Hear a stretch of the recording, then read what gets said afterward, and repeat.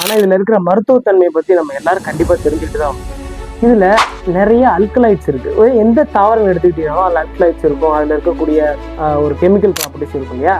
இதில் முக்கியமாக என்னென்னலாம் இருக்குது அப்படின்னு பார்த்தீங்கன்னா எபிஜெனினின், பைலோடாக்சின், அது மட்டும் கிடையாது யூட்டலின், விட்டக்சின் அப்படின்னு சொல்லி முக்கியமான காம்பவுண்ட்ஸ் இருக்குது.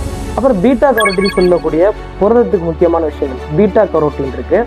அப்புறம் நியோசாந்தின் ஒன்று இருக்குது. அப்புறம் வைலோசாந்தின் ஒன்று இருக்குது. இத்தனை கெமிக்கல் ப்ராப்பர்ட்டி இருக்குது. இதுக்கெல்லாம் தெரியுமா பியூரேட்டிவாக இருக்குது. 37 வகையான டிசீசஸ்ன்னு சொல்லக்கூடியது. அப்புறம் வந்து நம்மளோட ஹார்மோனல் லெவலை பேலன்ஸ் பண்ணக்கூடிய விஷயங்களுக்கு உபயோகமாக இருக்குது.